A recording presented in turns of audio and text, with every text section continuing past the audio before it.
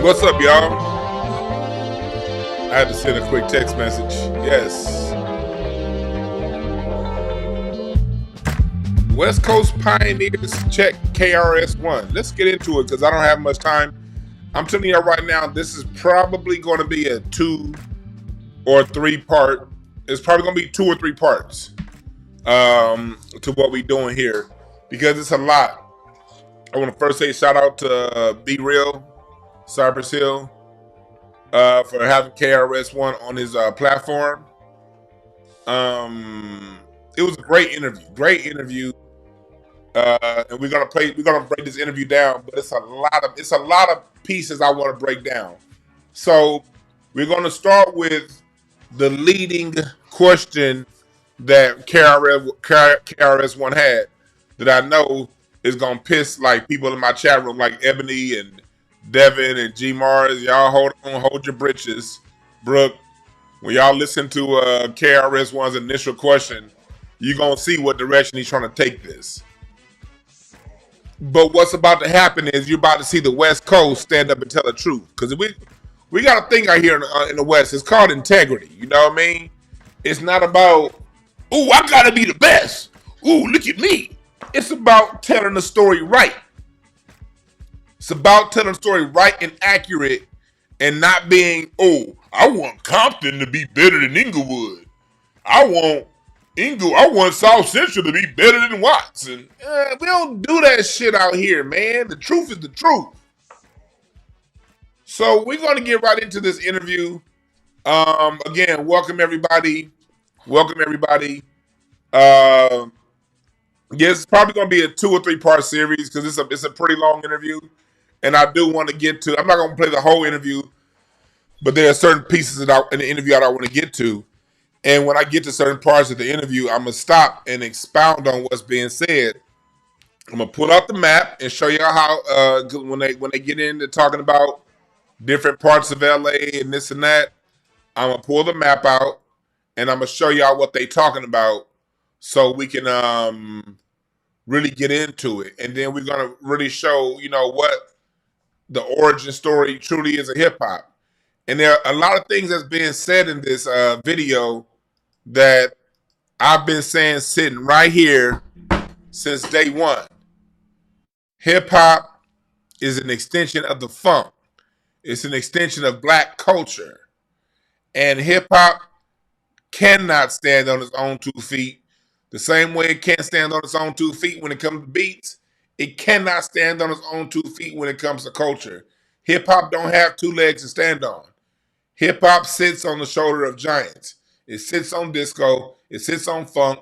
It sits on rhythm and blues. It sits on black culture. And like I said right here, and in one of my clips that kind of went viral over on TikTok, New York was most definitely the spark to hip hop. But the flame was black culture. And hip hop in the line that, what's his name? Chuck D. I mean, I'm damn near forgetting the man's name.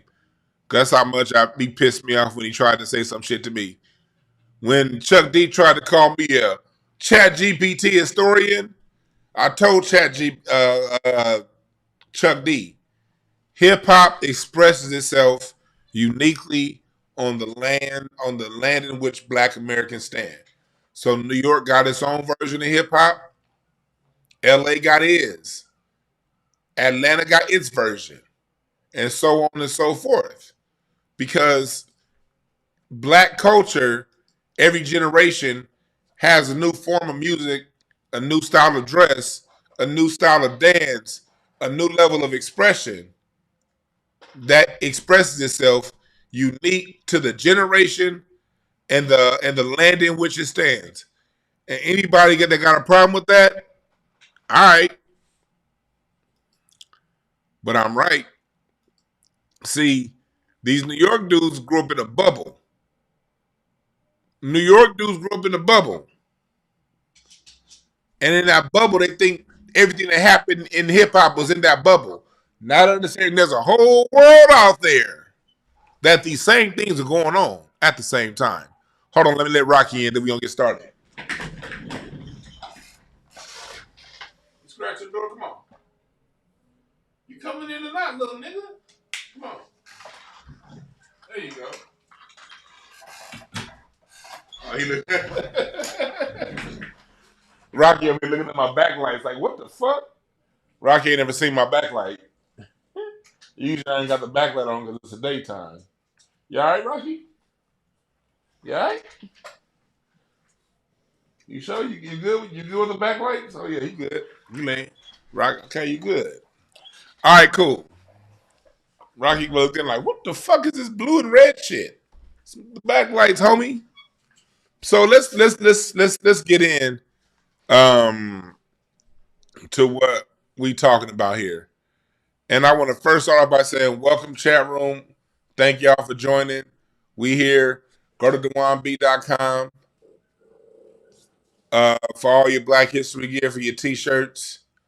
Go to DewanB.com. Make sure y'all hit that up. Make sure y'all hit up over on Incense and Ashtrays. We got a lot of good things going on. And if you want to donate to the Black American Music Family Tree Historical Foundation, email me, okay? Email me so we can get that done, all right? So let's go. Let me see here. Where we at? Here we go. Graffiti writing, MC, and DJ. Just the core 4 elements, but now, of course, beatboxing. Shout out Dougie Fresh, Click the Super Latin, Rozelle, Biz, Craig Knight. Well, let me go back a little bit. Let me go back to his initial question.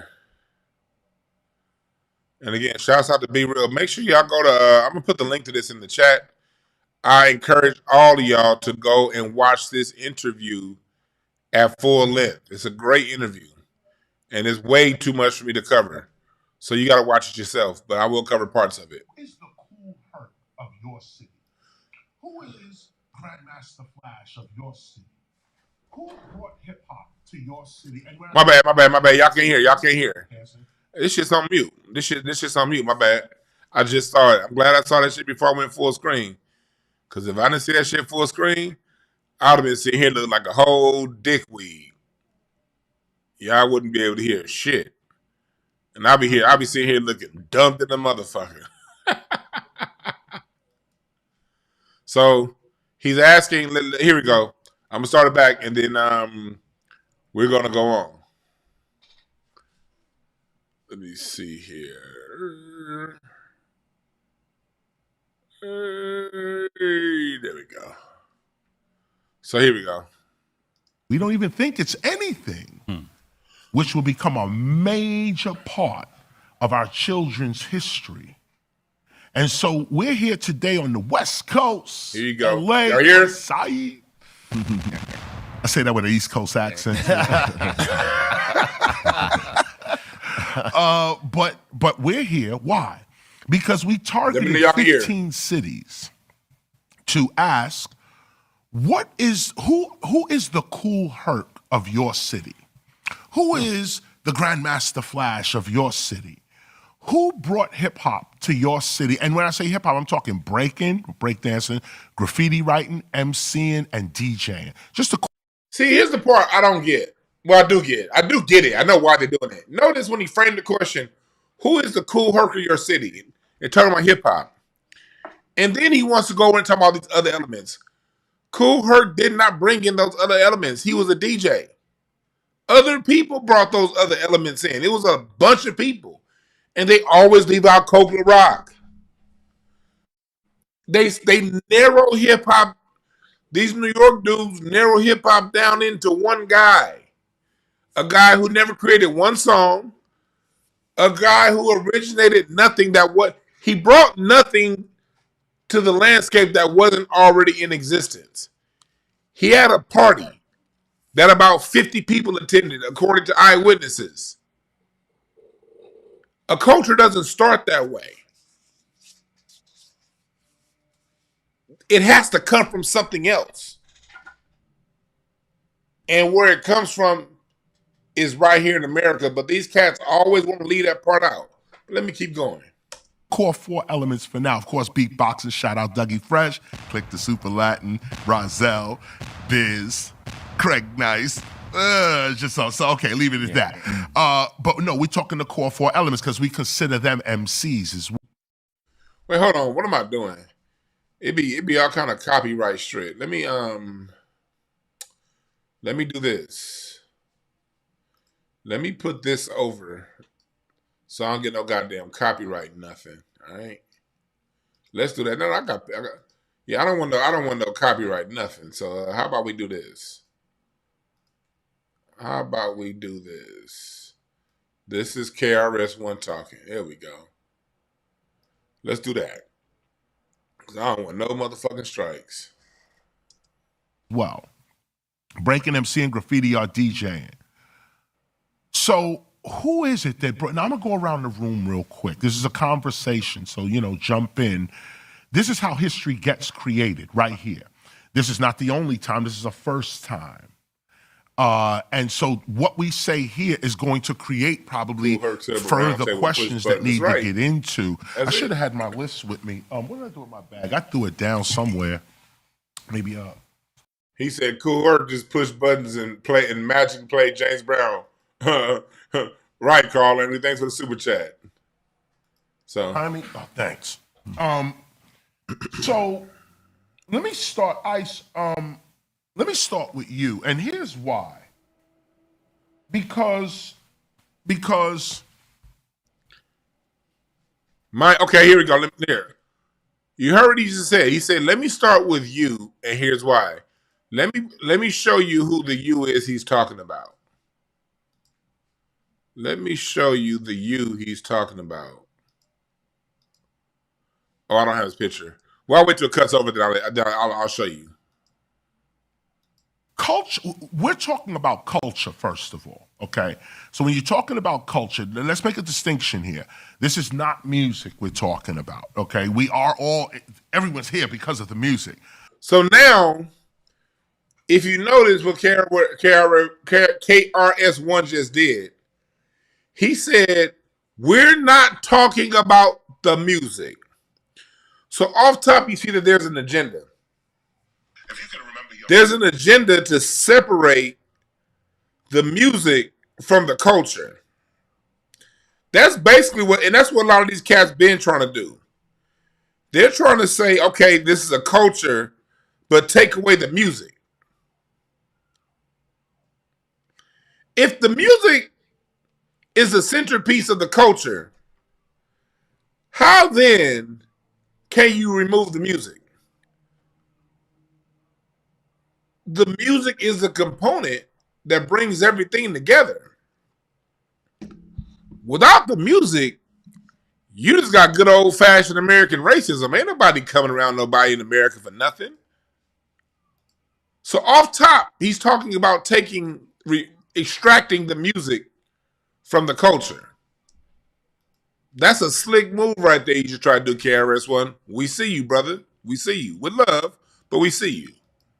But we're talking about the creation of your music or your style or your how you got involved with hip hop. This is the cultural question. We're not going to ask you how many records you sold. We're not going to ask you about the tours that you may have done. Maybe your first tours might be interesting, the historical relevance of that. But no, your music life is not what we're digging into. I implore you to use your mind now you're talking to a young kid about 100 years from now. About 100 years from now. This kid is looking back and trying to figure out West Coast hip hop in particular. Shut everybody out for now. Specifically, West Coast hip hop. It has its own ring to it. It has its own kind of history. We never discuss it. At least I don't hear it. Off top, this is a person that's going around for the last 30 years in universities talking about hip-hop culture, and he just admitted that he never hears about West Coast hip-hop culture, as prominent as it is. And we're going to get to that as this goes on. But I just want you to notice that. But let's go. So, again, we put this little commercial break thanks to Be Real. Thanks to Cypress Hill. Thanks to everybody here, the technicians that are here as well. We can't turn the cameras back, but they're all here as well. Thanks to them, we are able to sit down here and really discuss what happened here on the West Coast. Be real, you went through the list of create. Come on, we got graph. I'm never gonna get into the graph yet. Let me just stop there for a minute. King T, label mate. Yes. Egyptian daddy. Let me start right here because I'm starting here with ethnicity. He's starting with ethnicity. Look at the room around us here. There's a debate going on right now about hip hop and its ethnicity. And, its ethnicity. Is it black only? What is black? What is black? Huh? He just said, what is black? All right. Nobody else contributed, and this and that. I don't like the idea of calling fellow hip hoppers visitors to the culture or guests of the culture.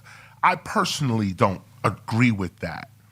The culture that I saw looked exactly the way we look at this table right now. He said he does not always been this way. So he's saying he does not agree with using the term guest in the culture. And when he says look at the table, you have Be Real, who's Latino. You got DJ Ice, who's Asian. And then you got 3 black people. King T, Disco Daddy, and Create. An Egyptian Lover. So you got 4 black people, 1 Latino, 1 Filipino. And he said hip-hop always looks like this. So right there's more of his agenda. Let's go more. Ice. First, to verify your ethnicity, and then talk about that group of people in hip hop. Let the airplane go by. All right. Well, so growing up as a Filipino kid in the city of Carson, born and raised here in LA. Okay, so this who's talking right here. Let me put his picture up. This DJ Ice, he's talking. This who's talking right here, okay? So right now, this is who's talking to KRS-One, DJ Ice. Hip hop. My first introduction to hip hop was all through 1580 K-Day. 1580 K-Day, the K-Day Mix Masters, and the architect of all of that is Greg Mack. But he says his introduction to hip hop is K-Day. If you go back, for those of you pressing them on, if you've seen my documentary short, It's Bigger Than Hip Hop, The Black American Music Family Tree. What did I say a year and a half ago when I released that documentary? I said music is passed around through the radio. Technology, going back to jazz. I said the reason why Louis Armstrong was the biggest, because he was first to the radio. The reason why Count Basie was and Duke Ellington were the biggest, because they were first to the radio. Rufus Thomas, B.B. King, Muddy Waters, Earth, and Fire, Ice Cube. The radio plays a major role because people in America are segregated. What's going on the radio is what sparks interest in a lot of things, especially back then. So, off top, you got KRS-One trying to say, hey, I don't like his black. And what's the first thing the Filipino man says? He's saying, I heard it from K-Day. Do y'all know what K-Day is? K-Day is the first full-time hip-hop radio station. And that was created right here in Los Angeles, California. So, like a lot of times, these New Yorkers always want to take all the credit for every goddamn thing, don't want to share shit.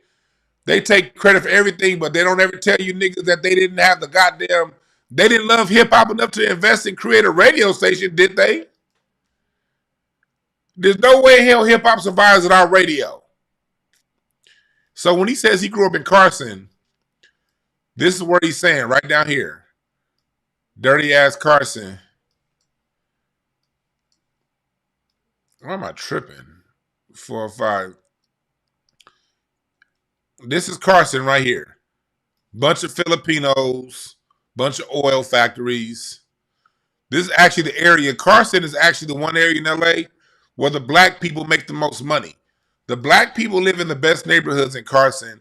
The Filipinos and the Samoans and all the Asians basically live in the projects. And it's still like that to this day. But it was really like that back in the 80s.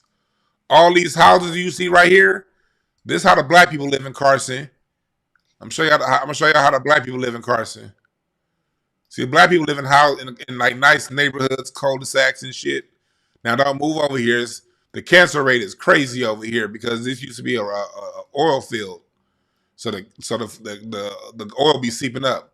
So this is how the black people live in Carson, and a lot of the Filipinos live down here. Well, those still houses. They live in the area where the projects are. All right. So that's Carson. That's where he's talking about where he lived at the time. So let's go back and hear what he got to say. Oh shit! Let me put the overlay up so I don't get a goddamn strike. Yeah. All right, let's go. His right-hand guy was Tony G. Tony G kind of put the whole K-Day Mixmasters together, and they were, you know, like they were very influential in terms of the DJ culture, in terms of the records that were played here in Los Angeles. And this was a time when there was no social media. It was only TV and radio. Only TV and radio. Hip hop got communicated through Soul Train and through the radio. That's how hip hop went across America. Soul Train and the radio.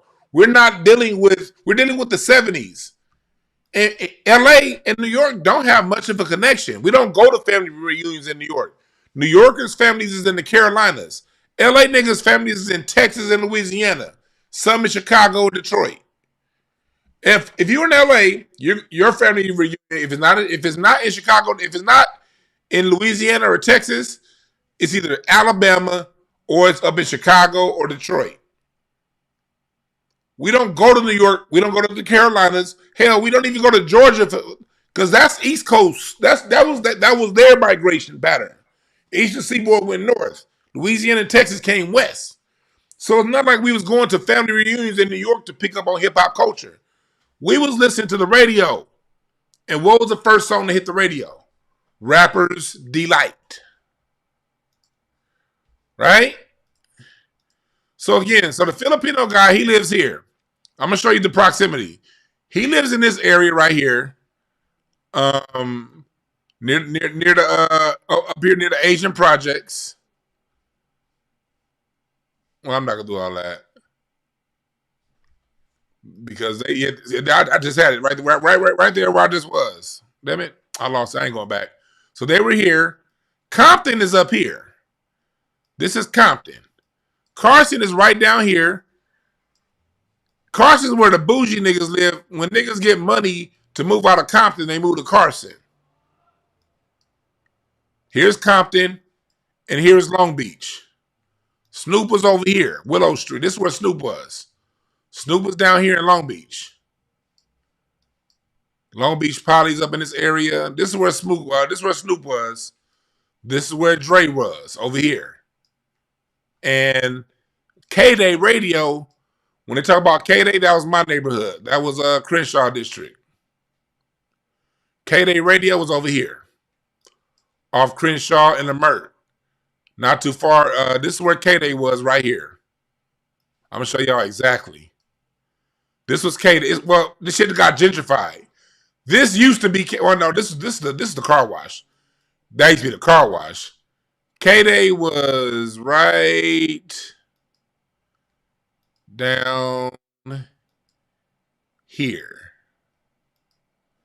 This was K-Day. See this brick building? This was K-Day. This is the first black radio station in America right here. That's K-Day. All right? And then Poetess' studio is right over here. Morris Media is somewhere right over here. So that's where that is, all right? Just giving y'all some proximity to where all this stuff was at that time. All right. So let's keep going. No social media, no anything else, no smartphones. Not even emails. Not even emails. Not even.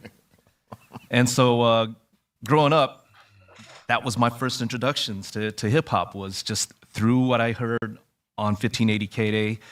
I would often hear about all the dances that was going on at the sports arena. I would see the flyers, the LA Sports Arena where the the venue next Lakers to the originally Coliseum? LA Sports Arena is where the Clippers used to play. LA, when he talks about the LA Sports Arena, here's K-Day. The LA Sports Arena is no longer there.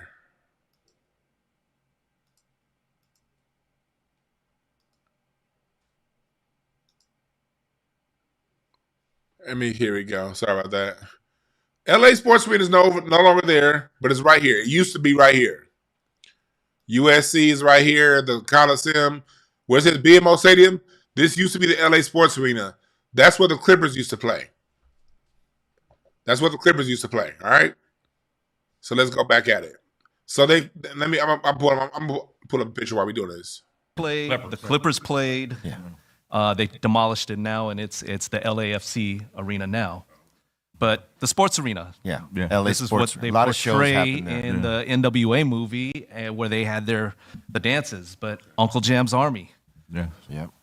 Egyptian Lover. Yep. Ice-T, everybody. They were very influential You heard that? in creating this party scene. And in this party scene, us as me as a Filipino kid, as an Asian. He talked about Uncle Jam's. See, y'all talk about a party in the park in New York. This was the party here in LA.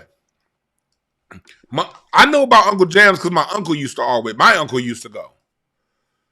The Uncle Jam's parties happened here at the LA Sports Arena back when Ron Harper and Danny Manning were on the Clippers. Right here. See, the LA hip hop jams, it was 15,000 people. 15,000 people. And this is where it happened, right here. This is where they're talking about the Uncle Jam's parties happening. I'm giving everybody some pictures. You're not going to get this kind of breakdown nowhere else. I'm showing you guys everything. Because in New York, y'all stacked on top of each other. LA, we spread the fuck out. So it happened a little bit different. And right now, we're talking about late 70s, early 80s. Asian kid looking up to all these guys were my heroes. These are the guys that set up the scene to what I do today. And I follow in their footsteps. And so you see, KRS-One tried to start this on a whole racial thing. And what's the first thing DJ Icy Ice does? He says, Egyptian Lover, King T, the black people were the ones he was inspired by. You see how, New Yorkers, do you see how fucking easy that is? To say that, hey, yes, I'm Asian and I'm in this culture, but I'm giving it up to the black people who showed me what it is. So KRS-One's agenda is already done. His agenda is to make it this whole we are the world thing. But from the first question, the LA niggas are telling the truth. Because we know what it is in this city. We know, yes, we can all get along. We get it. We get it. Me and you are cool as the Asian guy. But when I walk in your uncle's store, he ain't going to treat me that way. So I'm not about to sit here and lie and act like it's some we are the world shit. Although me and you as an Asian are cool. Just like me, I got Asian friends, Mexican friends. I got friends of all, Guatemalan, El Salvadorian. I'm cool with all of them. But we know what it is. We tell the truth out here about what it is. You see how easy he gave up the credit. and we still love him. How were you treated when you now KRS-One asked how he was treated? First came to hip hop, like if you can remember your first. Let me say it in here. I'm sorry. If you can remember your first jam, first one you went to, obviously it's a whole bunch of people there. This is L.A. So, I mean, was it heavily black? Was it heavily Mexican? Was it white? How did you even fit in? What happened? Well, I was on the younger end. So, I mean, I'm just a few years younger from Be Real here. But yeah, like my first introduction was like a Filipino jam, a Filipino and Asian jam, which was held at a hotel. And okay. Asians were you not. Know the name of the hotel?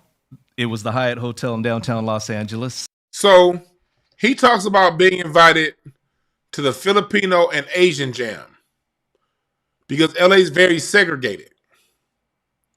And this is 1983-84. The Hyatt downtown is over here in this area. Niggas don't really fuck with over here. But when he says Hyatt downtown, it's over in this area. That's where he is. All right?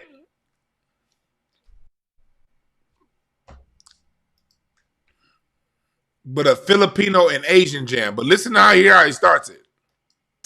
And the event company that put it together was Spectrum, who hailed from Music People, who also hailed from Uncle Jam's Army and, all of that. But so he said, back to Uncle Jam's Army. You can trace a lot of that. Uncle Jam's Army was a central rallying point for a lot of your early hip hop. Remember the name Uncle Jam's Army, because if the name Uncle Jam's Army sounds familiar to you, that's because, what do I always say here? Hip hop is an extension of what? James Brown, Parliament Funkadelic. They got the term Uncle Jam's Army from this album right here. That's a bad picture. And this is it's probably my favorite Funkadelic album cover right here. The term Uncle Jam's Army comes from this right here. The same place Africa Bambaataa got the Zulu Nation. If you watch George Clinton's documentary, Africa Bambaataa says they were naming the Zulu Nation was basically mini Parliament Funkadelic. It was mini Parliament. That's what, if you go back and watch basically any documentary on George Clinton, you're going to have Africa Bambaataa in most of George Clinton's documentary. And he's telling you that they were doing Funkadelic. And that's in New York. On the West Coast, we were doing Funkadelic too. This is how I prove my point of hip hop being an extension, a continuum of black culture. Nothing started. Hip hop continued something that was already going. This is a cold ass album cover right there too. And the term Uncle Jam comes from this song right here. That was the album. You're not going to find this album on Spotify, by the way. But if you're a member of my Patreon, I got this album on my Patreon Funk Mix playlist. But you're not going to find it on Spotify. This is the album with this song.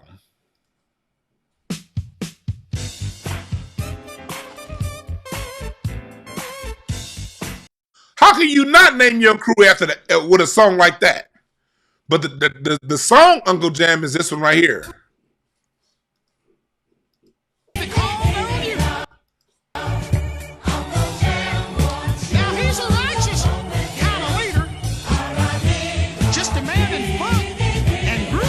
Uncle Jam wants you to funk with him.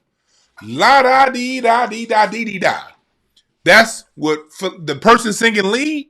For those of you who don't know, the person singing lead on that song, and the same on Not Just Needy, is Felipe Wynn, the former lead singer of the Spinners. That's how dope Funkadelic was. Talk about black culture. Talk about black culture.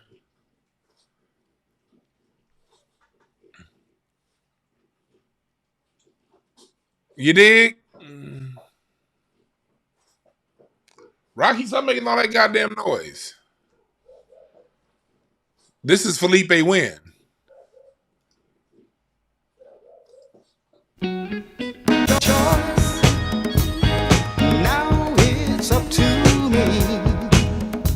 That's Felipe Wynn when he was with the Spinners, and then he left the Spinners and went with Parliament Funkadelic, and that was him singing lead on Flashlight and also on Uncle Jam.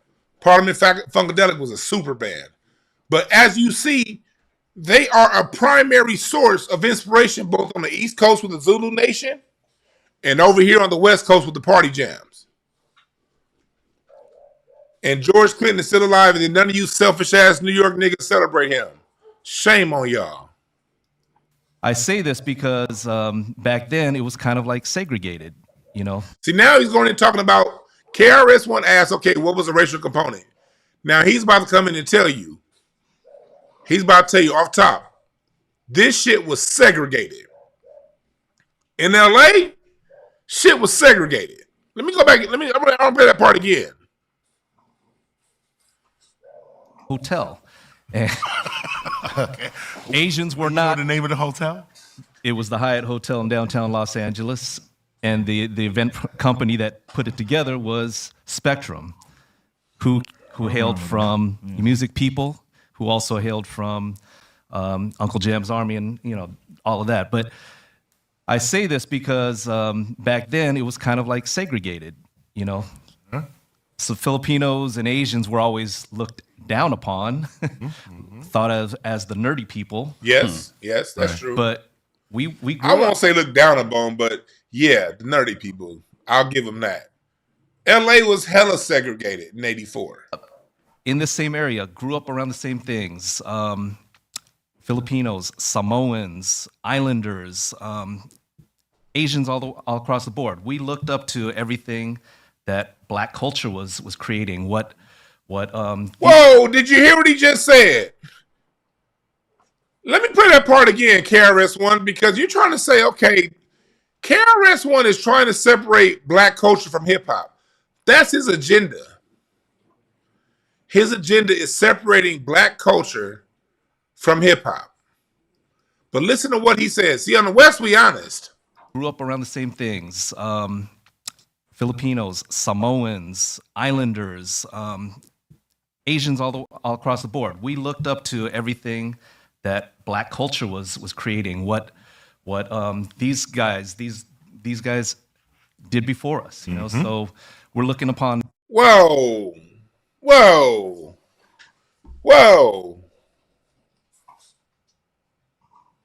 And do you see how we are as a people? Black people don't mind other people being around us. Just give us our respect. That's all. But you trying to unblacken what we create, KRS-One, that is a problem. And with respect, every time you do a video doing this bullshit, I'm going to be right there behind you, covering up that nonsense. Stop trying to take from Black culture. Hip-hop is an extension of Black culture. People are always like, well, hip-hop brought everybody together. Yes, so did disco. That's why they killed disco. They killed disco because it was bringing everybody together. Motown brought everybody together. Stax Records brought everybody together. Chess Records brought everybody together. Chuck Berry brought everybody together. Rock and roll brought everybody together. In this book right here, Blue Monday, the story of Fats Domino, they talk about how in the late 50s, they were canceling Fats Domino. They were trying to cancel Fats Domino concerts because Fats Domino was causing white people to riot. These are actually articles in 1958, 1959. He was bringing together white and Black, but he was causing, his music was so good, he was causing white people to fight. Same with jazz. The Cotton Club Ballroom in New York, that was on the white side of town with the Count Basie band. Jazz swing brought people together. This is why I keep saying this is a Black music, Black culture continuum. I said it in Microphone Check. I said it in my own documentary. I'm going to say it in my next one I'm putting together. And I'm going to say it in this motherfucking book that I'm writing right now. The common currency in Black culture is bringing the world around. together around our music. Francis Johnson did it in 1837 when he was the first American to go to Europe and play for Queen Victoria, a black man. That's the problem with our music. It brings people together. That's why the industry kills it. Sly and the Family Stone did it. Go watch Sly and the Family Stone's documentary. I've been knowing this shit, but I'm glad the documentary's out so the rest of y'all can find out. What they were doing at Woodstock. America's, one of its biggest issues is that's part of the reason for segregation. Because when other people experience our culture, they want more of it. And hip hop just picked the baton up. But you niggas is dropping it with people like KRS-One trying to take it from us. Hold on one second. That and hold on one second, it was y'all. amazing. 1 second. I'm gonna turn this music up. 1 second.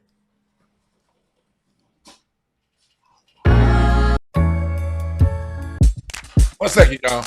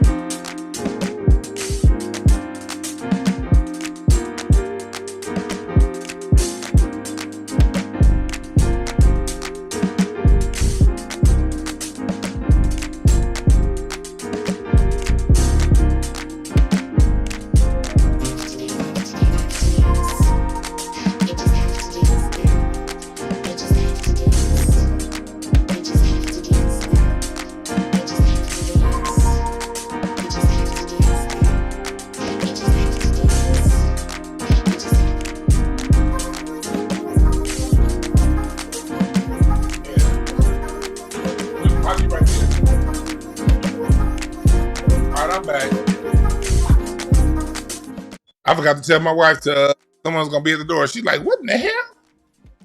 My bad.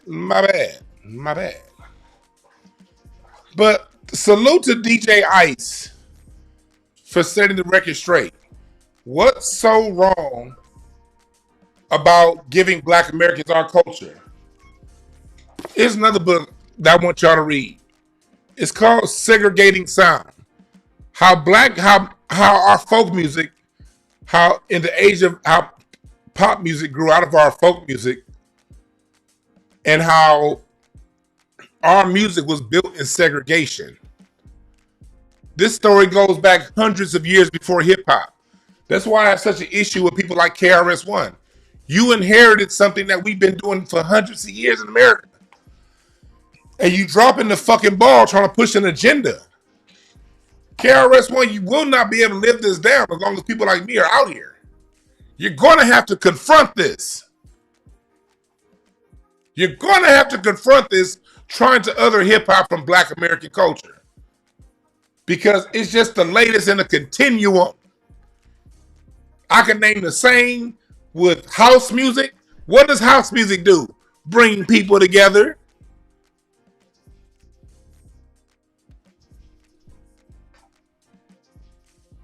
So here we go. Somebody said, arguing amongst others going, you know what else is going, a Astro Revolutionary, you know what else ain't gonna solve anything? Your stupid ass comments, so shut the fuck up. So let's go back into this, to what we're talking about here. And we loved it. One of my first records I bought. It's Time and Egypt. So there we go for that part. Now I want to skip ahead to Egyptian Lover. Egyptian Lover is one of the early pioneers of West Coast hip hop, of LA hip hop. So let me put him up on screen.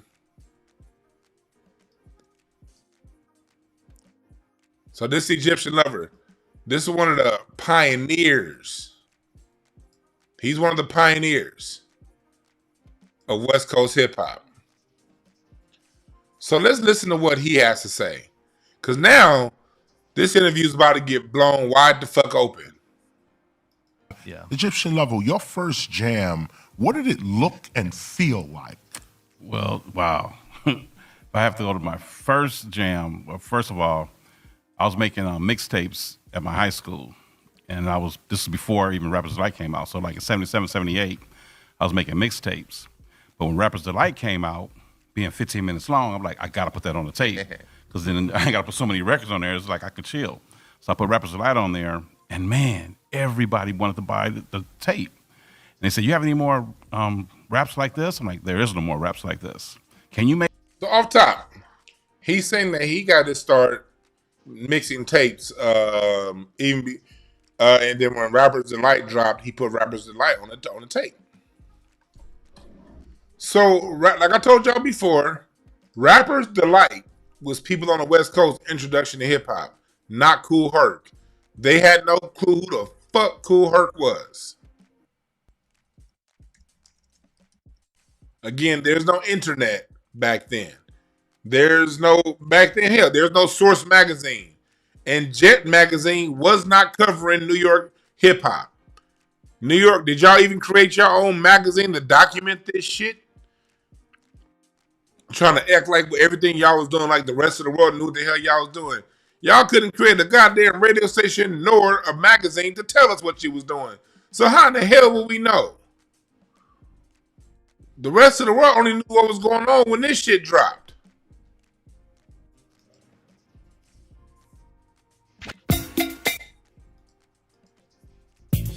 Now what you hear is not a test, I'm rapping to the beat. That's how LA got on the hip hop. Right there, to what y'all was doing in New York, right there. Because outside of the radio, there's no other way to fuck to know. And furthermore, let's set the record straight too. 76, 74, 75. There's no way the people was paying attention outside. Now, New York, y'all did have some dope stuff going on there. You were the spark. I'll always give New York the credit for being the spark. But if you notice, New York always tells a history. There's Kool Herc in 73, and then Rappers Delight comes out. They don't ever tell a story about what was going on in the meantime. The first thing to tell a story was Microphone Check. Tell what was going on in 75, 76. Because the rest of the world didn't give a fuck. And why would the rest of the world give a fuck if this is the kind of music? This is the 70s, man. The 70s is too busy grooving. The 70s is playing. The 70s is too busy here with it.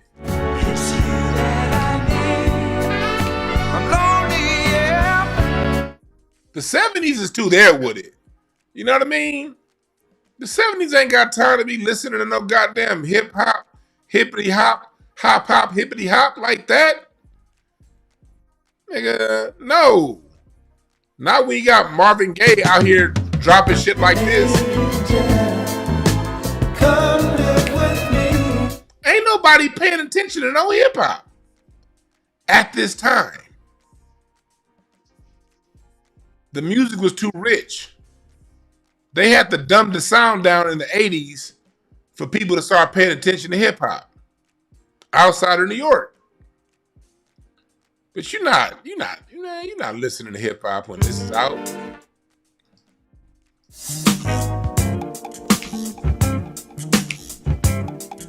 You're just not paying attention. Not when this is out. A hump for one, a hump for two. This is what the niggas was jamming to. But when that Rappers Delight came out, it inspired a whole new generation. And Egyptian Lover was part of that. So let's go into more of Egyptian Lover's story. And me, the groove. Oh shit. I don't want to play that. Here we go. Make one. So I went home and I made a rap.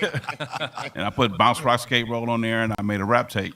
Let me go back. You know, I'm cursing. He's talking about how him making his first rap.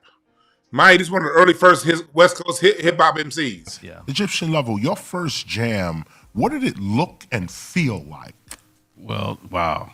If if I have to go to my first jam, well, first of all, I was making mixtapes at my high school. And this is before even Rappers Delight came out. So like in 77, 78, I was making mixtapes. But when Rappers Delight came out, being 15 minutes long, I'm like, I gotta put that on the tape. Because then I gotta put so many records on there, it's like I could chill. So I put Rappers Delight on there, and man, everybody wanted to buy the tape. And they said, you have any more raps like this? I'm like, there is no more raps like this. Can you make one? So I went home and I made a rap. And I put Bounce Rock Skate Roll on there and I made a rap tape. And I'm cursing, just called a street rap. Cursing on it, talking all kind of crazy stuff. And then I got bused from the inner city all the way out to the valley, to Monroe High School. And it was so he's talking about rap. How he that he said it right there, outside of the Rappers Delight, what that did was it set an appetite. It changed the direction. It's the first time you hear a sample. Because they sample good times. Before that, there are no samples on the radio. Sampling, no, you're not sampling nothing. You're not remaking nothing. It was like, this was the song. So Rappers Delight, in a lot of ways, confused people. A lot of people thought that Sheik just redid their song because that had never existed before, someone redoing another song. But it caught fire. And Rappers Delight out of New York set fire and it inspired the world. Always gonna give New York credit for that. Rappers Delight inspired the world. But once Rappers Delight sent that inspiration out, each region, Atlanta, Texas, Memphis, Detroit, Chicago, LA, Oakland, created their own interpretation of what they heard. These people never been to a Kool Herc party. There is no hip hop magazine to tell them hip hop culture is graffiti, is breakdance, is DJ Kool Hercs. These niggas didn't know who the fuck Kool Herc was. That story came later. In 79, they don't know who Kool Herc is. They know who James Brown is. They know who George Clinton is. They know who DJ Frankie Crocker is, but they don't know who Kool Herc is. This is the Egyptian Lover back in the day. This is the Egyptian Lover in the 80s. I mean, this is how he was looking when he was rapping.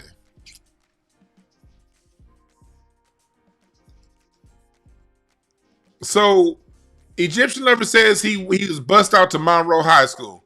He was from down here in South Central, okay?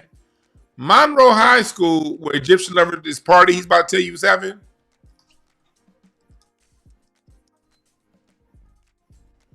in NoHo. Yep, right after 405 Northridge. I thought that was Monroe. So, because back then, you have the whole busing program as a big thing back in there.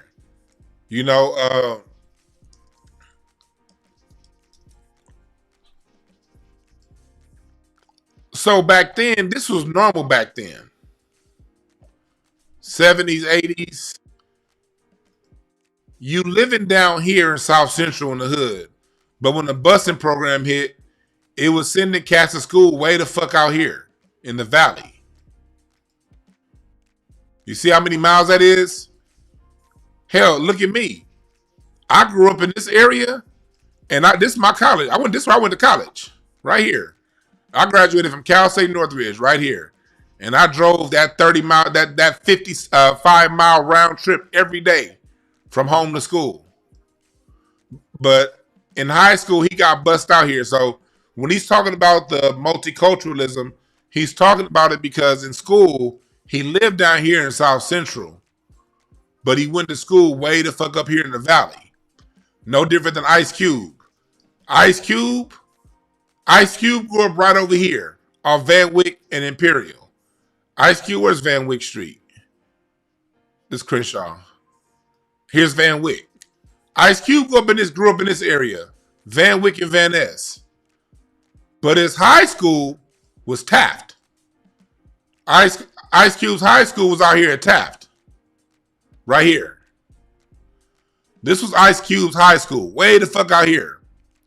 So, If you didn't go to school in your immediate neighborhood, you got bused out here to the valley. That was very popular back then. So that's what he's talking about. So let's go further than what he's talking about. I used to do the lunch dances there, and there was everybody in the lunch dances, so it had every race. What was the high school? Monroe High School, James Monroe High School in the San Fernando Valley. So I was getting ready to get on the bus to go back home, and this grown man was walking toward me. He says, "Hey, are you Egyptian lover?" And I know I'm in trouble. Like his daughter must have had the tape at home and heard what I was doing. And I'm like, yeah. He says, "Can you do at my club what you did on this tape?" I'm like, "Yeah." He said, "I'll give you $1,000. I'm like, "Yeah, I could do it." So I went home like, I gotta learn how to mix like these pause button tapes. So now he's talking about he got hired for a gig. Now he has to learn how to mix. Notice he's not saying he learned how to mix from Kool Herc. Because again, he has no clue who Kool Herc was. Never been to one of these parties. Don't know what he's doing. So now he's like, okay, I need to learn how to mix. Now let's go.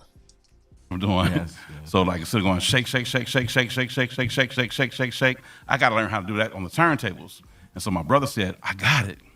You can go shake, shake, shake, shake, and then the other one's following it, shake, shake, shake, shake. And while that was going forward, pull this one back and then hit it again." So I practiced it.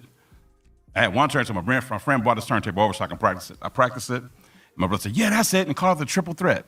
So he created the triple threat, and I've been doing that ever since. So I got all these records at the record store. My mom loaned me some money. I got all these records, learned how to do all these mixes and What records were those?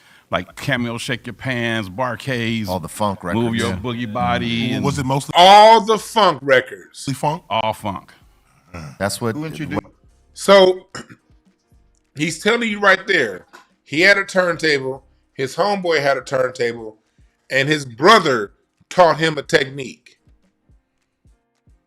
Because, like I said before, hip-hop production was born out of people no longer learning how to play instruments. So since the instruments had gotten taken out of schools oftentimes, and you got black people, we still gonna do music, we turned the turntables into an instrument. And that's what he's talking about right here. And he's talking about 1979. Okay? There are no Jamaicans around here. There are no Puerto Ricans. Matter of fact, Jamaicans and Puerto Ricans don't even live in LA. These are Americans.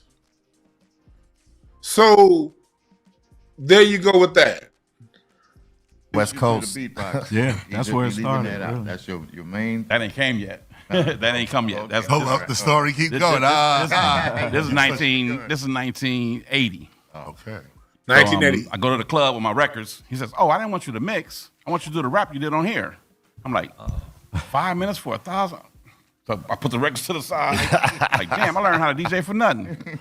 I went up there, freestyled my rap. He gave me the $1,000. And my uncle said, "Man, you made $1,000 for 5 minutes?" Like, wow. And drove me home. I'm like, I learned how to DJ for nothing. So I go to Uncle Jam Army party, and right at that time, it was So he said his first gig literally got paid $1,000 because them niggas back in the 80s was going out to them schools out there in the valley and cracking all them white hoes. Yes, they was. And coming right back to the hood, marrying black women. But this was high school. I remember, I didn't go to school out there, but all of everybody I know that got bussed out to the valley, them white girls was on their asses. Club. And this dude's white mom, his white classmate, the dad paid him $1,000 as a high schooler to come and rap. Again, for those of you just joining, we are talking about the birth of hip hop in Los Angeles. And again, this is going to be like a 2-part series because I can't get through all. I'm only going to be here for like another 30, 45 minutes. And so, yeah, I will not get through all of this today. All right. But this is going to be a 2-part series. But I encourage, and I'm skipping through, but I encourage you. I'm going to put the link in the chat right now. I was on like 16. Hold on. Before I go any further, I'm putting the link in the chat right now to Be Real's podcast channel. Make sure y'all subscribe over there And make sure y'all listen to this full interview and give him the view. And when you go there, hit the like button for his video. Get the view count for his video and his interview up. I want to make sure that Be Real gets credit for having this roundtable interview. Mind you, and I love the way Be Real is doing. Be Real is second generation hip hop. He's sitting back and allowing the first. He invited the first generation on, and he's allowing them to speak. You notice that? Lazy Legs.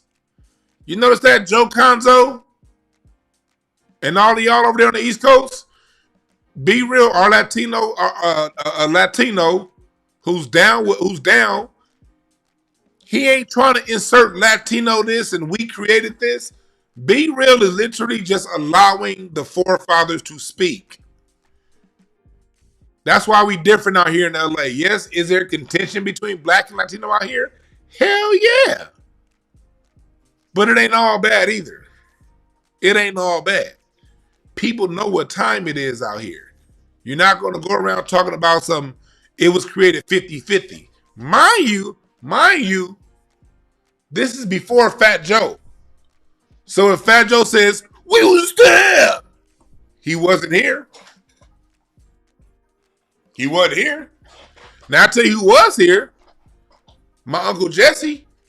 I remember my whole life growing up, my Uncle Jesse used to always tell me about these parties, man. I remember being a kid and hanging out with my grandmama's house, and my Uncle Jesse getting ready to go to Uncle Jam's. That was part of growing up in LA.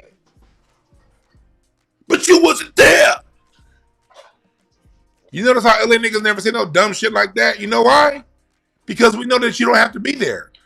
All you got to do is listen to the people who were.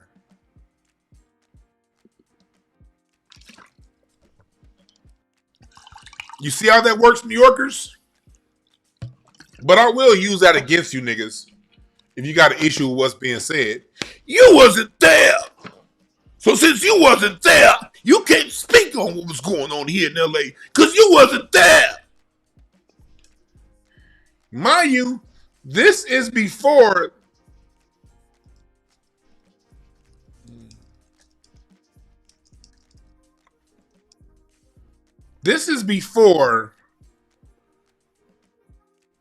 the Furious Five dropped they shit. They formed in 78.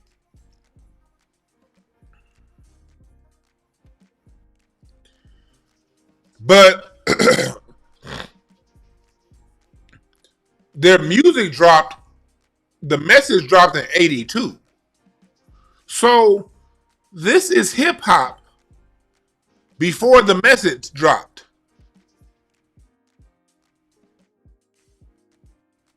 Millie Mill, see what will happen is, this is Bronx culture. This is the Bronx. And in the Bronx, they wasn't doing it in Harlem. They wasn't doing it in New York and Brooklyn. This is the Bronx. The Bronx was the only one doing this. Well, you start at the same time as Egyptian Lover. But you wasn't there. Let's keep going. This was all mixed black and white people at this club. So it was in the Valley. So it was mixed, and it was just all grown-ups. And they were just cheering me on and like, wow.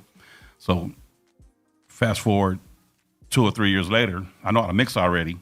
So I know how to do all that kind of stuff. And I used to cue the record out loud and then push the pause button on the one and let it go. So when I heard scratching, I'm like, that's just cueing the record out loud. I've been knowing how to do that. You just turn the volume up. So when it was my turn to DJ for Uncle Jam's Army, I knew all the elements. But they had these Technique turntables that the motor was unbelievable. So I had this little Sony turntable, only one turntable. And my friend let me borrow one that so I could learn. When I got on Technique turn, I said, you could do anything on these. Like, the motor is so powerful. Right. So I started The MK, the regular MK 1200 Technique? Yeah. Hey, Rocky, Mark say II. you wasn't Come on, there, too. Rocky. Regular, okay.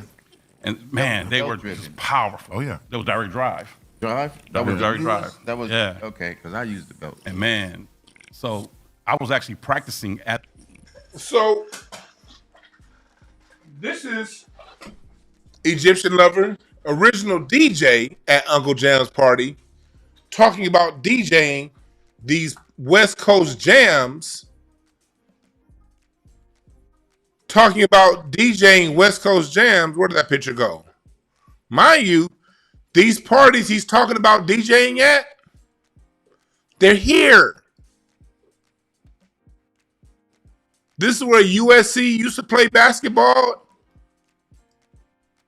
This is where the Clippers used to play. This is where Jerry West was on before the Forum opened, when the Lakers had Jerry West and Elgin Baylor. This was where the party was.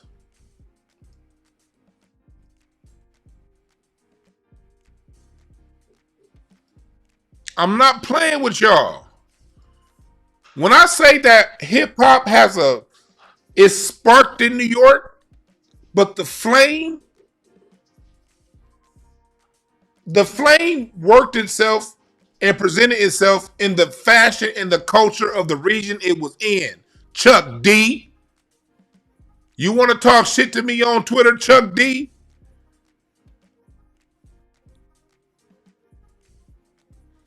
My point is being proven right now.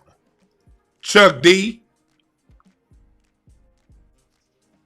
So this is a good goddamn job for a chat GPT historian, ain't it? At the dances. And that's how I was learning how to do different things, just practicing at the dances. So everything they saw me do was like my first time ever doing it. I had a turntable was at home. And that was the beginning of that whole thing. You mentioned Uncle Jam's Army. Here's the part. This part right here is where I want to get to. This is what makes it, this right here. This is what makes the whole thing egregious right here. You're about to find, this is major history, right? This is a huge thing in LA and West Coast hip hop. You're about to hear KRS-One, somebody who's been traveling the world the last 30 years, teaching the history of hip hop, and he did not know about Uncle Jam's Army. Listen to this right here. Both of you mentioned Uncle Jam's. That was the crew I was in. When you say now, in that, when you say the crew I was in, this seems to be a big crew. It was an army. They had different parts of the army. They had flyer army, which probably was 50 people passing out flyers. Okay. You have poster people who go out in the middle of the night, hang up posters on the wall. When T and myself and I used to probably create were kids, man. This is Be Real talk. Like on their shit. We were like, what are they doing? You know what I mean? Uncle Jam's Army. Uncle Jam's Army. With this amount, how many people you think was part of this army? You just So again, so that's Be Real and them talking, telling.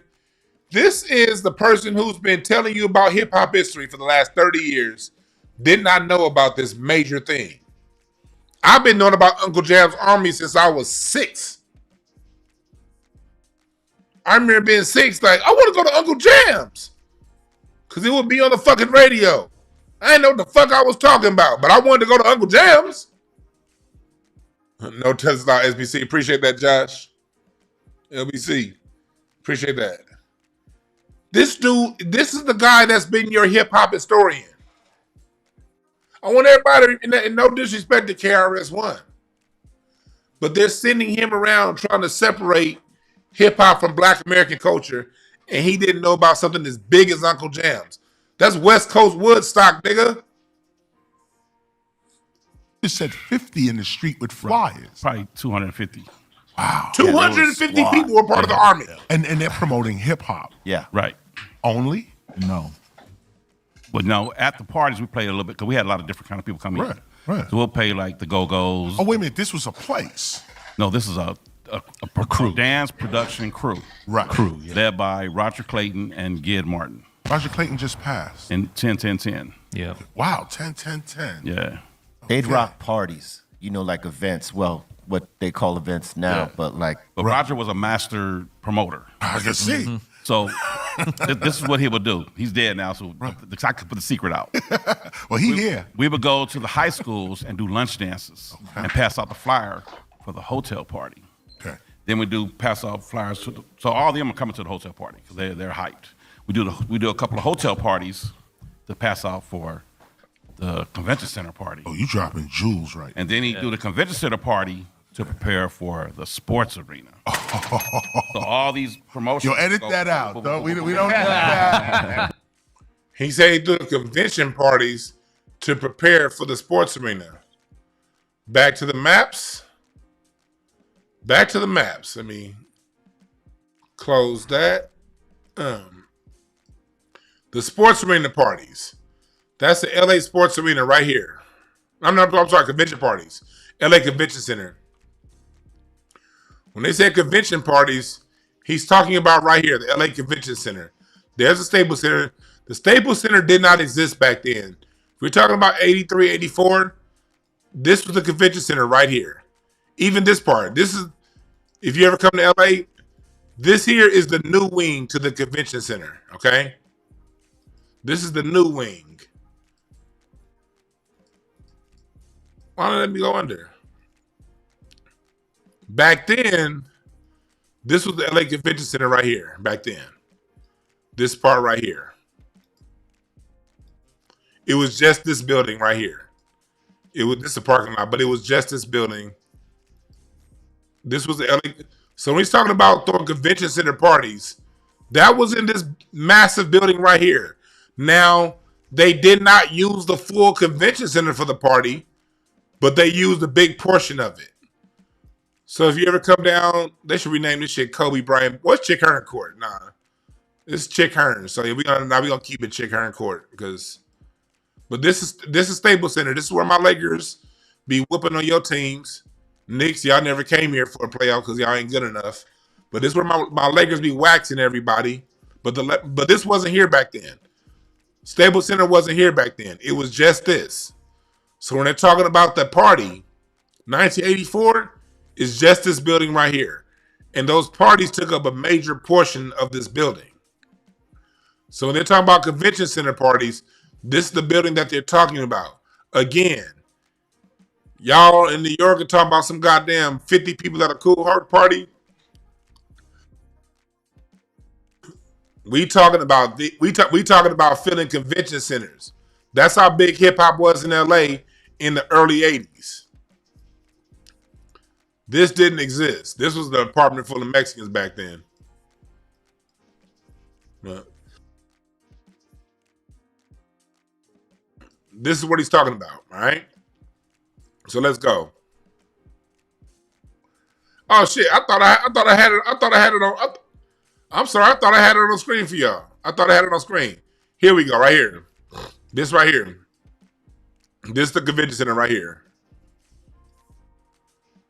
This is a convention center. My bad. Right here. This is what he's talking about. This big ass building right here. This is where our parties are. This is how LA was. This is how LA was repping hip hop in the 80s. Having parties in big ass places like this. And this place being too small for the party. That's one thing I want to add. This place was too small for the party. I must add that. That place was too small for the party. So let's go. We don't need that. Okay. And then we did the sports arena, like 10,000 people. Like, we did it. Right. Then we start all over again. And now we're stars going to these high schools doing lunch dances. Right, no. And then doing this. Of course. And then I think it's probably the second year I was there, this new guy tapped me on the shoulder and said, "What record is that?" I said, "Oh, that's the Grangers, Shine Your Light." And he writing it down. It was Greg Mack. He came into town. He stole Uncle Jam's Army whole playlist and put it on K-Day.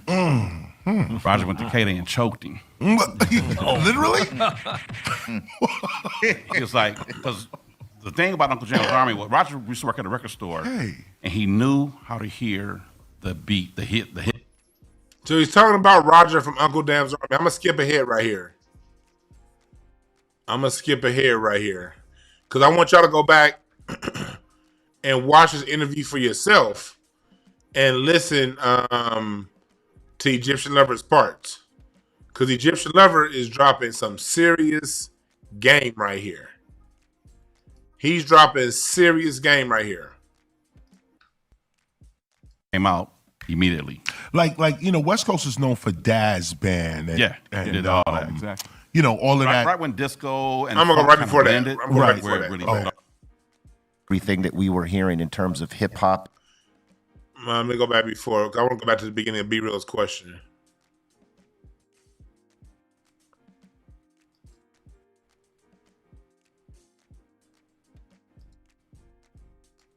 KDAY was the only station running it because and we would actually play Uncle Jam Army Party live on the radio. Right. They'd promote the parties on K-Day and then cover the parties on K-Day. So you guys eventually came together, K-Day. Yeah. You eventually started Roger doing and Greg. So that's him talking about how like those Uncle Jam parties will be played on the radio here in LA.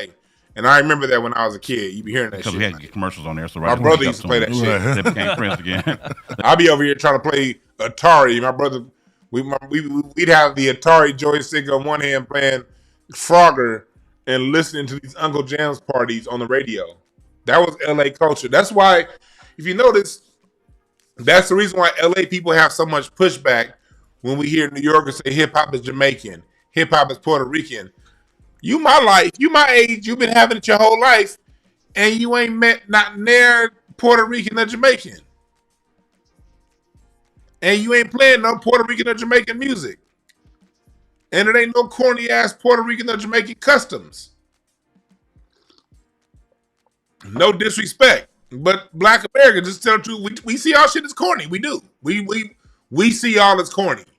No disrespect. We still love you, but nigga, why the fuck are you wearing white jeans and a fake and a fake Versace shirt with 10 pounds of cologne on?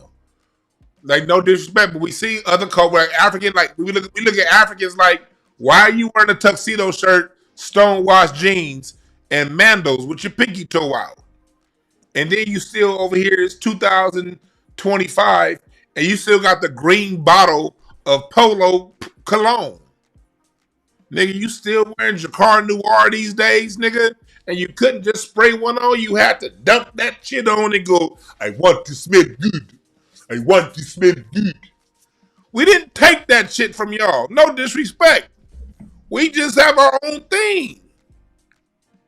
Appreciate the Cash App, Smooth. And y'all get the Cash App, $ Dewan B1. The next party, they was friends again. Right. I feel like so then Roger was like, okay, I'll give you some records to play, but you can't play this, you can't play this, you can't play this. Right, no, they figured it out. They figured it out. Yeah, I feel like it was like they were discovering their movement, and then they became the platform for their movement, and then everything that we were hearing in terms of hip hop and what little bit of West Coast hip hop that we had at that time was all coming through this platform. That was like the initial jump off for a lot of us, was their movement onto that platform. That's Bill. That's B Real saying the jump off. When he says their music movement, B Real is acknowledging that was Egyptian Lover, Uncle Jam's Army. He grew up listening to that on the radio. It's not that blacks and Latinos were all together. Hell no, blacks and Latinos in LA segregated like a motherfucker.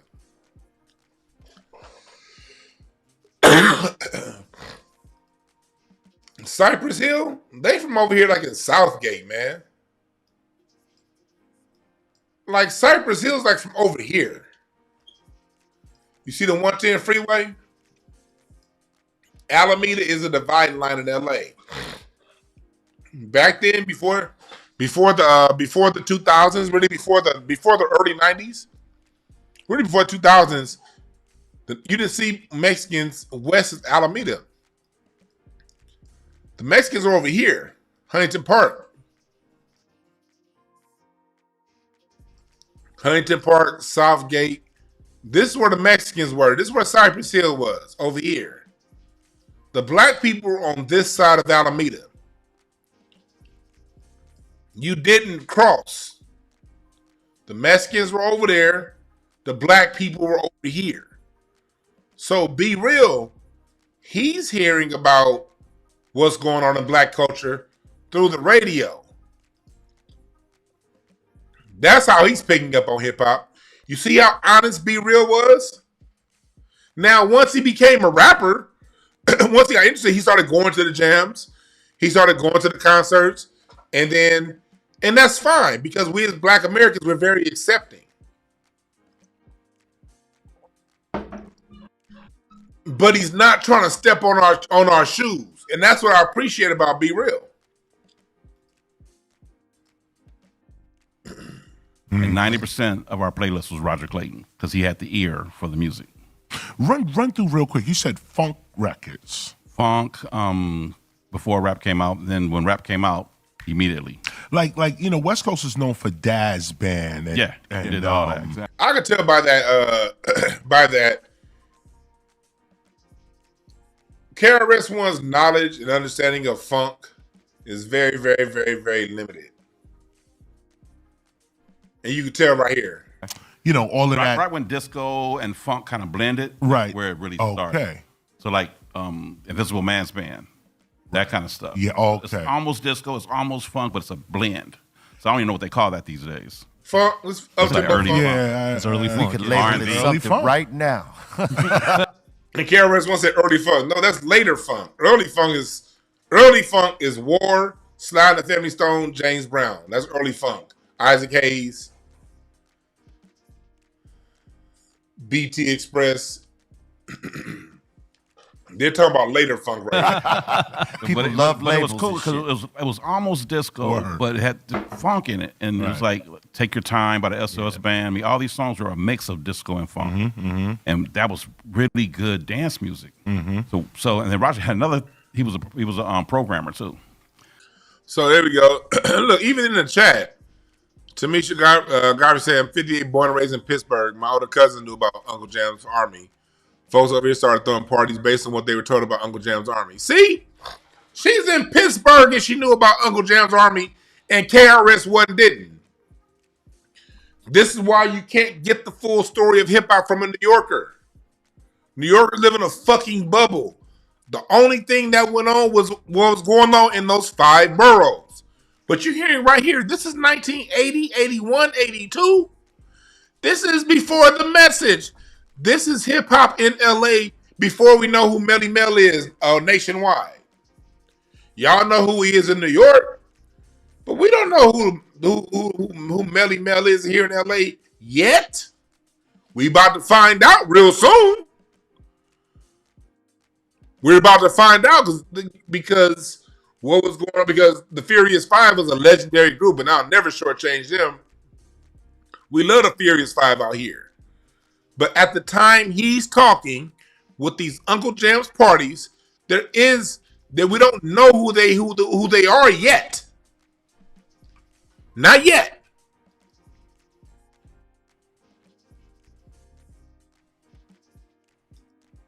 So we have a 10-hour party from 10 to 2. It's all kids. He got messed up 10 to 2. He meant he meant 4-hour party from 10 to 2. He's breaking down the party, the Uncle Jam's party, and the time. It will start at 10 o'clock and go to 2. And his programming was play the new stuff first that they never heard of. So they come into the party and all of a sudden they're hearing Rocket by Herbie Hancock for the first time in their life. Not even on the radio yet. So they're hearing that for the first hour. They hear all these new songs. Second hour, rap. So we're playing the Run DMC, we're playing the Houdini, we're playing instrumentals that they never heard of. Everything. Playing Run DMC and Houdini. Third hour, freakiness, Prince. Everything freak. Rick James, Prince, anything freak on it. Not Just Needy. Just all that freaks. And it had a dance called The Freak. Right. I remember The Freak. And so Freak was just grinding on the girl. Oh, yeah. That's so they doing this. There's a whole bunch. They're doing this for 3 hours straight now. Right. Just grinding on girls. Right. And what teenage boy don't want to grind on a girl? Right. So they came to our parties to do this. Right. And then the last hour was up-tempo, like Planet Rock, Electric King, everything that up-tempo beat. Right. And that was my hour. I came in and just pow, killed it. Right. And then that was his programming. So started off slow. So he's talking about the music that they're playing. Now I want to jump ahead. Now, we're about to jump to DJ Disco Daddy. Well, I want to make sure I got all my points out the way for him. Let me go back to my note. Make sure my screenshots. Let me make sure I got all the points I wanted to get out that he spoke on. Oh, no, I didn't. Here we go. This part right here. I want to speak on this. I might start with Disco Daddy tomorrow because Disco Daddy's part on this is probably needs his own show. The part with Disco Daddy probably needs his own show.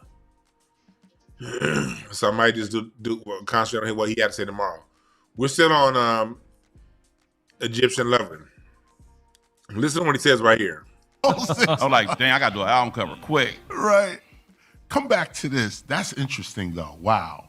You just dropped a jewel right there. Uncle Jam's Army. This is such a huge situation right now because the way you're describing it, this is, am I correct to say that this is the Cool Herc? Roger was the Cool Herc. Roger was the Cool Herc of, wait a minute, before I say West Coast, this is LA we're talking. Right. This is not the Bay.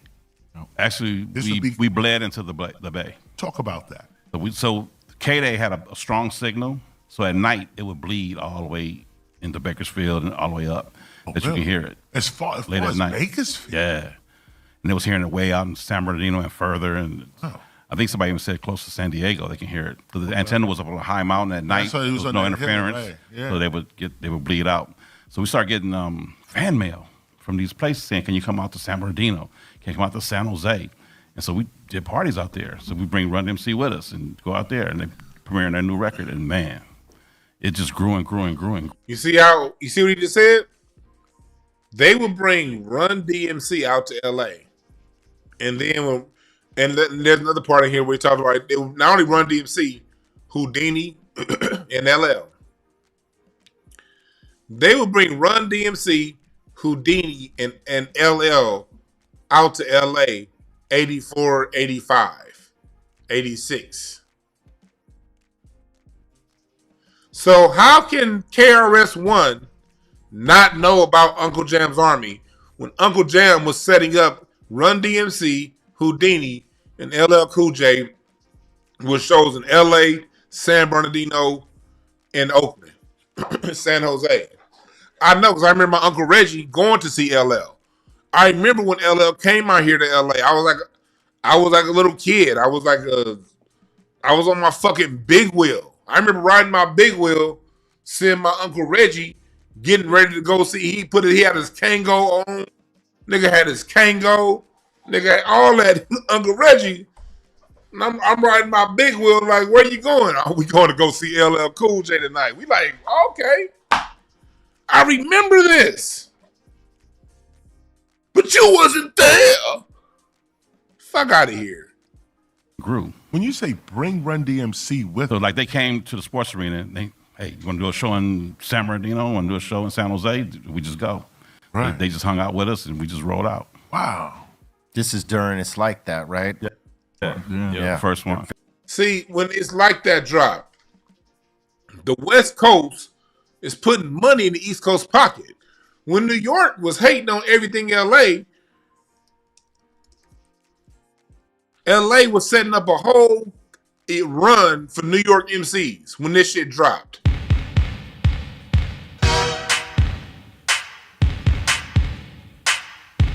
I remember my Uncle Reggie and my cousin Reggie and my Uncle Jesse going to that. My Uncle Jesse's on my dad's side, my cousin Reggie's on my mom's side, but my family's LA. So I remember my mom's side of my family.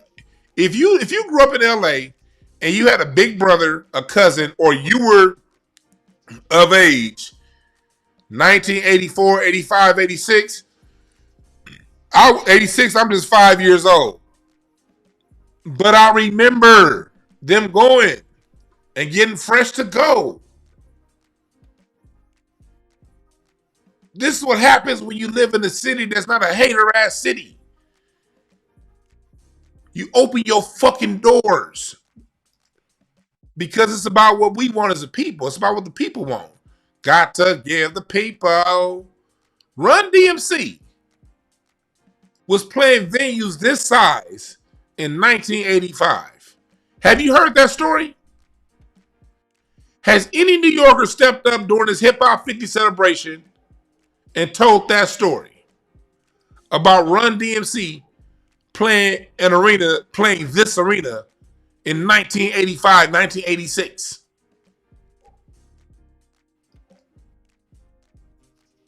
This is how hip hop LA is. This is how hip hop LA is.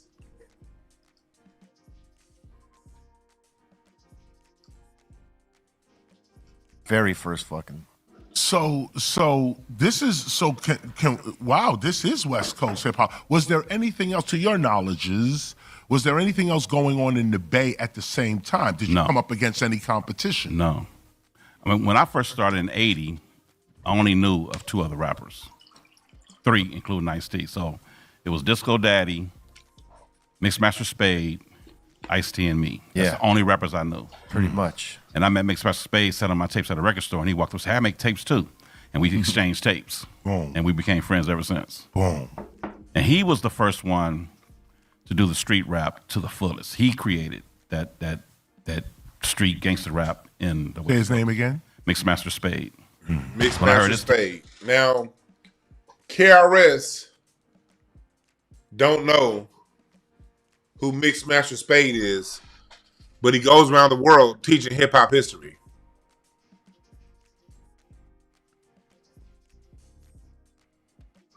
Think about that, y'all. When people want to criticize me, say, "Dwan, are you a rapper? You wasn't there."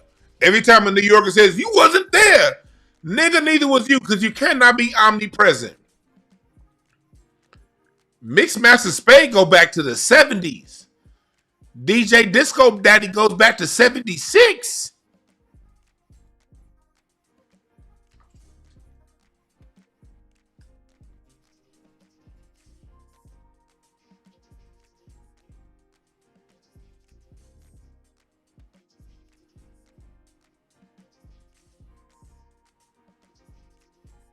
All this was going on at the same time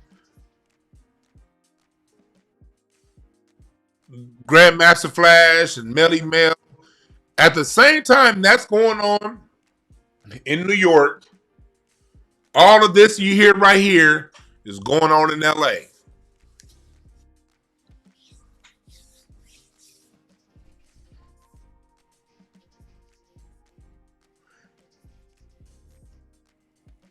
And whether you're from LA or New York, you're getting your language from bebop and from funk. That's the cultural continuity that is from bebop to hip hop, Black American culture. Uncle Jam's, Funkadelic, that's a name. Yeah, I'm not going to be able to go to the next part because there's more. There's more I want to break down, but I got somewhere to go and I don't want to be here all fucking night. We're an hour and a half in. I got to leave in a second. So what we're going to do is we're going to have part 2 tomorrow. Part 2 tomorrow about noon Pacific time. We're going to have part 2 tomorrow around noon Pacific time. Because when I get to the next part with DJ Disco Daddy and what he was saying, that's a whole nother level. Because DJ Disco Daddy predates Egyptian Lover. And he came from New York. And what you're going to see is he's going to say the same thing I've been saying. I'm going to give you guys a preview for tomorrow. Let me give you guys a preview for tomorrow, okay? Because I'm going to break down the science. Y'all, first off, I encourage you to go watch this video yourself. And please give Be Real the view count and give him a like and drop money in his super chat. And I never met Be Real, but I want to thank him for conducting something like this. I think KRS-One, he wasn't ready for what he heard. But I want to take y'all just to this one part, and then we're going to continue class tomorrow. And if you're on Patreon, go to my playlist, and I dropped 2 recent history classes up on Patreon. Patreon, you about to get another history class, but y'all just got one earlier this week. And then on Friday, we're going to have I'm going to interview Boo Capone on Friday, because y'all, those of you know who Boo Capone from Roast Me, y'all don't know that he was also a rapper from the 90s. And so Boo Capone is about to give us a lot of that 90s hip-hop from LA on Friday. So this whole week, we focusing in on LA hip-hop. I want y'all to hear this one part before I get out of here. And so that's where I developed my style, because I was rapping about sun signs, Libras, Scorpio, and then the girls would come out, say a rhyme about Aquarius, and I'd make up something like that. But that's what I was rhyming. It wasn't rapping. These were short, succinct rhymes, okay, which is distinct from rapping. But like I said, when Rappers Alike came out, I said, No, I didn't go back far enough.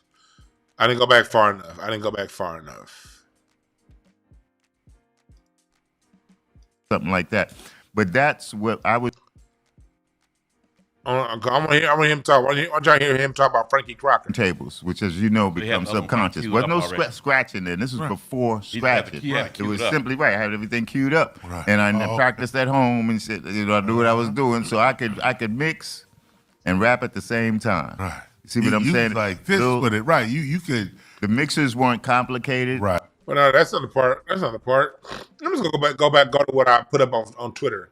We're gonna talk about this tomorrow, but I want to leave y'all with this. I'm just gonna go to my Twitter post because I posted it. I took a screen recorder and posted it. Listen to what he says. To DJing. This is DJ Disco Daddy. To DJ. He moved from New York to LA in 1974, 75. And he's talking about where he got it from in New York. To DJing at a club called the Showcase. This is 1976. I'm from New York. When I came out here, DJs when I grew up with, Jocko, Frankie Crocker, they rhymed. Right. That's what I thought a DJ did. So when I auditioned for my job at the Showcase, I was going to LACC City College for radio broadcasting. I said, hello, everybody. This is DJ Mike from the Showcase. We want to see your face every week in the place, blah, blah, blah. And I did little rhymes like that. And the guy said, you're different. You want to start next Saturday, 1976? I said, yes, sir. He said, well, what you going to call yourself? I said, well, my lady's pregnant with my first baby. This is my first job in a disco. I'm going to call myself Disco Daddy. Oh. And that started the whole thing with people. It was teenage clubs in Los Angeles first. Disco Daddy. Just like in New York, you had Disco King Mario. In LA, you had Disco Daddy. Why are the name Disco? Because disco was the name for a party back then. Disco ended up being a form of music, but as a genre of music, disco doesn't really get codified till 73, 74. The first disco song was Love Unlimited Orchestra, Barry White, and the second one was Sound of Philadelphia in Philadelphia. That later on became known as disco music, but at the time, it was called a discotheque. And he got his game from radio DJs Frankie Crocker and Jocko Henderson. How many fucking times have I told y'all on this channel that's where all them goddamn New York DJs got it from? It's just that it took the one that moved to LA, to be honest. Frankie Crocker, I've been on this very channel, press number one chat room. If y'all heard me been saying that, how long have I been saying that? What, 4 years? Since day one, I've been telling you them fucking New York DJs got their game from Frankie Crocker and Jocko Henderson. The radio DJ was more powerful at that time than most artists. Frankie Crocker, the whole payola scandal was created to help take that black man down because he was too powerful. He not only knew the music, he was rapping, and he was the gatekeeper that decided what got put on the radio and what didn't. So at least we got somebody that's honest. I told you niggas they was all listening to the people on the radio. You 13, you ain't creating shit new. You listening to old people and doing what they do. You don't start creating new shit till later. How the fuck long have I been saying this? Do you believe me now when I talk about me knowing my fucking music history?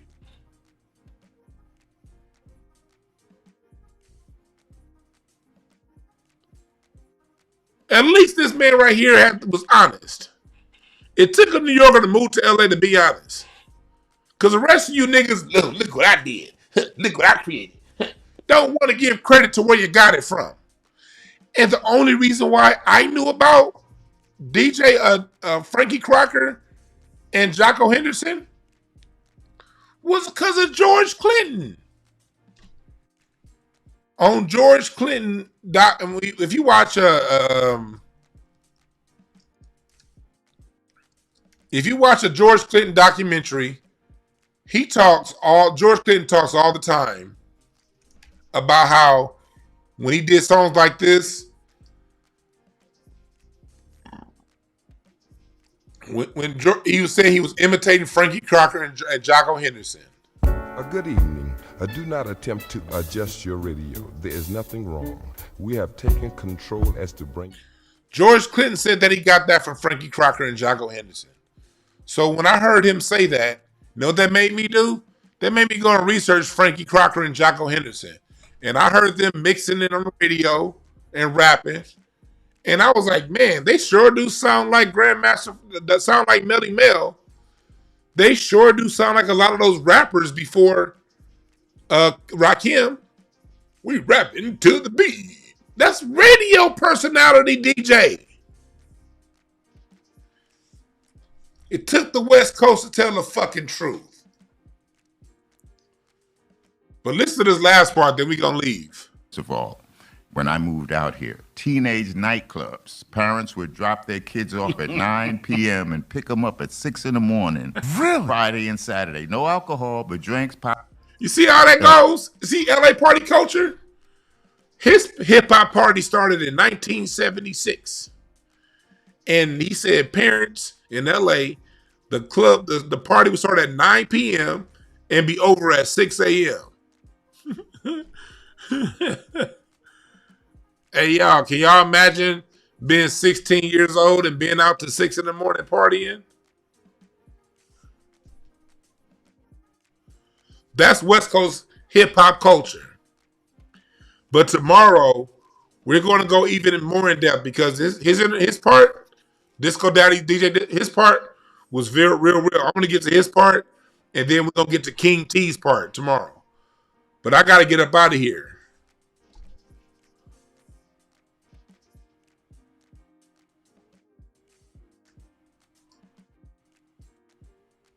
Yeah, the Hip Hop Museum is an official record of lies, Tim, behind the mic.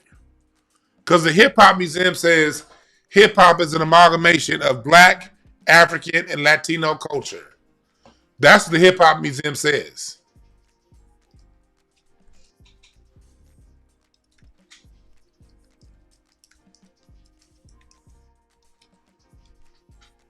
Here we go.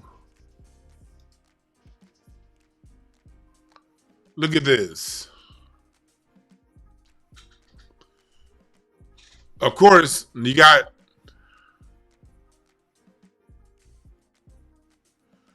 Joe Conzo, Melly Mel. All of these dudes got together.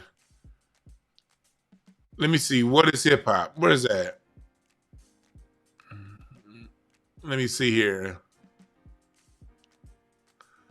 Let me see if I can find that part of where they say that.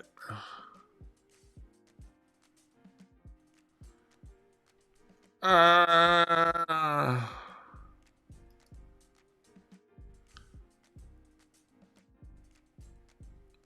can't find it because it's somewhere on this website where they're talking about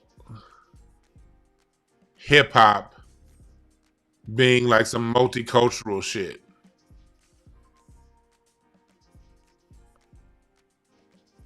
But as you see, I ain't got time to go look. I got somewhere to go.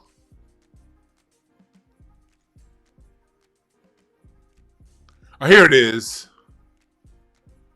We represent the diversity within hip hop, offering equal spaces. Okay, no, that's not it. I can't find that part. Well, anyway, fuck it. Y'all get the point. Hip hop is not New York culture. Hip hop is not Bronx culture. Hip hop is Black American culture. and it's on a continuum. But I gotta get up out of here. Thank y'all for listening. Let me see here. I gotta get up out of here. 1 second. Thank y'all for listening. Hip hop is Black American culture. And we're going to get to part 2 tomorrow.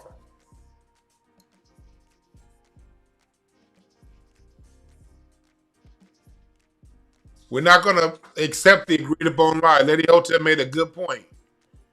She said that's how a lot of history is told. It's a lie that a few powerful men agree upon, right? But they not more powerful than us. You see right here a whole hip hop culture developing in LA from a bunch of people who had no clue as to what was going on the streets of New York. The only thing they heard was what was on the radio. And based on what the radio was doing, Black Americans here in LA were doing our own thing. And the Latinos and the Asians were watching us. The only difference is they give credit out here in the West. We were watching the Black people and we did our own version. That's cool with me. Just don't be on no Fat Joe shit.